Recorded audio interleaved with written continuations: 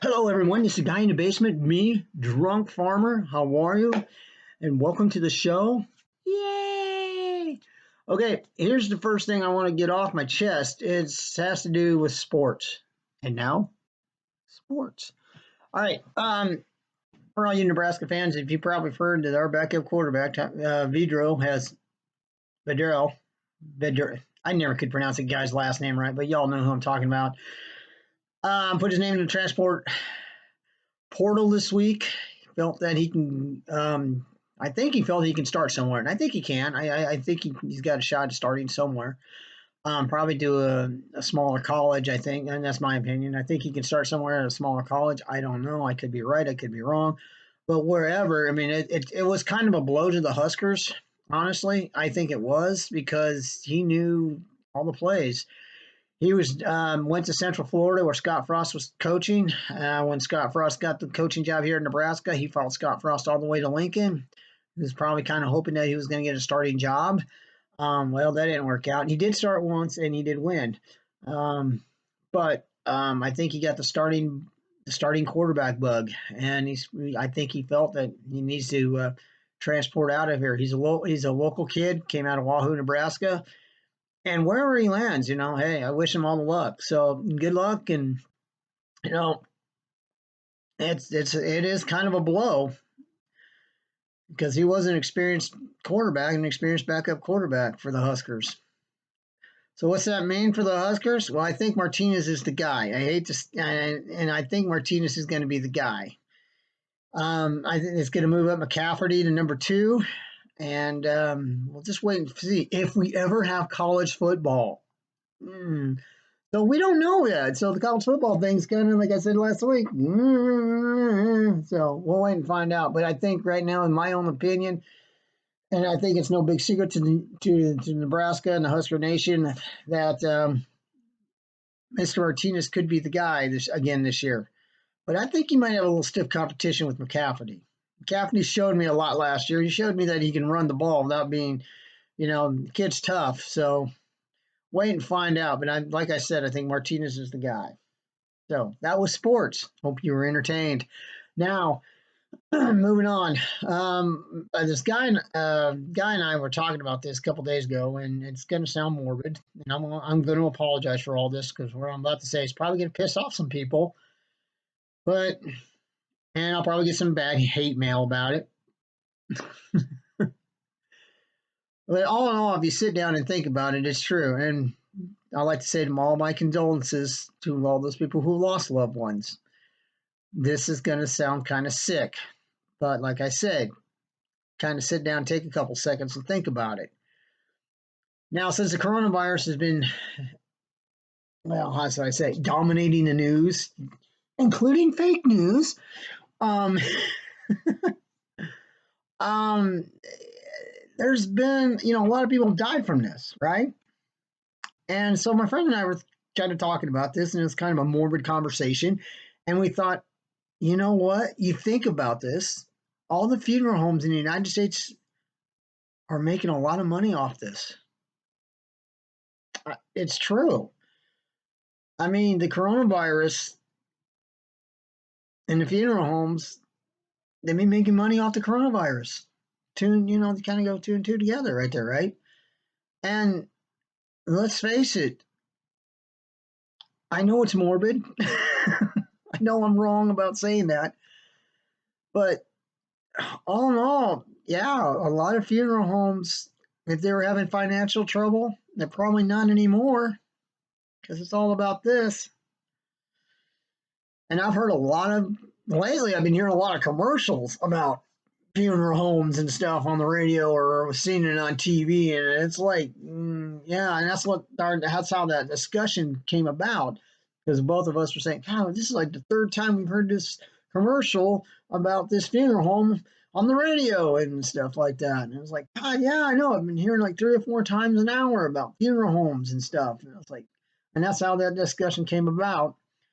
And yeah, they are making money, and they are making money off the coronavirus, and that's really sad. But it's not like back in the old days where someone passed away in your house and you can go out and bury them out in the backyard. Yeah, and the bottom line, it's not cheap. And I know I'm going to get probably some hated emails or some heated comment about it, but that's okay. Like I said, just sit down and think about it. Now, what really got me up going was one thing. Donald Trump tweeted out that he was a savior of the American farmers. First of all, that statement to me, I was like, really, Donald? I mean, he was like the Messiah or something. That's like, whoa, slow your roll there, bub. First of all, you started this whole freaking mess. It goes back when you had a trade war with China. May I remind you? And look what it did to the pork industry and the farm industry. Let me remind you what did that. It got the American farmers and the cattle ranchers into a whirlwind of trouble because you had to be a big boy and you had to see how big your dick was and you had to go start a trade war with China. And I'm really upset by that statement that he tweeted it out. And it is on his Twitter. Go to his Twitter account and read that. And it just bugged the hell out of me when he said that. To me, I don't think it's right. He's not the savior of the American farmer. The only thing those overeducated idiots in Washington has done is thrown money at him. That's it. Short term, yes, that would help him. Long term, not so much. And it's true. The American farmer has been hurting since the trade wars with China. And yeah, they've been hurting before that, but not as bad. But now, when the trade war came about with China, yeah, that was almost devastating. And now we have the coronavirus, and we're seeing farms across the nation at an all-time high in foreclosures. And yet Donald Trump says he's the savior. Really? Dude, you're not the Messiah. Let's just put it that way. All I have to say is the American farmer will get back on their feet eventually. And it's going to take time, and they know that. I mean, they're just hoping they still have a farm the next day. That's how bad it's been getting. And yes, people are worried.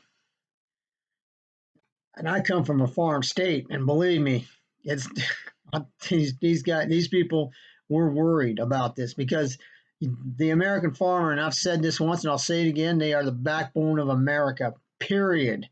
They feed the world, they feed America, and now they're hurting. My second thing is the meat packing plants.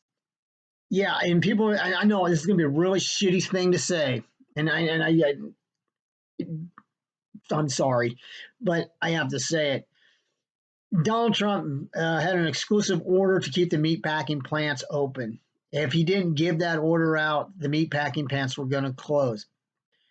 And I get it; these people are working in close proximity of everything, and yeah, I get that, and I get they're scared, and I get they may get the coronavirus, and yeah, I get all that. They have it in the back of their head, and yeah, it's tough. But those meat packing plants need to stay open, and that's a really shitty thing to say too. And I think the reason why is if they don't stay open, it's going to be economic anarchy. And I've already seen it at the stores. If you've gone to the stores and tried to get some meat at the stores, you've probably already seen it. The meat shelves are getting empty about every day. I asked my Mrs. Drunk Farmer and I went to get some meat. I think it was last week, and we asked one of the meat guys. I said, "When are you going to get some more meat in?" And they just kind of looked at us and said, "We don't know." I mean, that's how bad it's getting. It's not. It's going to be worse than if. God, it's about as bad as the toilet paper. The toilet paper thing went on a couple months ago. Remember that? No one could find any toilet paper. Well, it's kind of getting that same way. A lot of things in the store are disappearing, like eggs, milk, butter, stuff like that, and meat. That's not a good deal, and the American farmer is struggling. And we need to get this. And I know it's hard to get a hold of a disease like this or whatever it is, a virus or what the fuck ever it is, but it is driving everything economically into the ground. And I'm glad the meat packer plants are still open because, like I said, if they were not, it'd be total economic anarchy. And the economy probably can't take a blow like that. But what the hell do I know?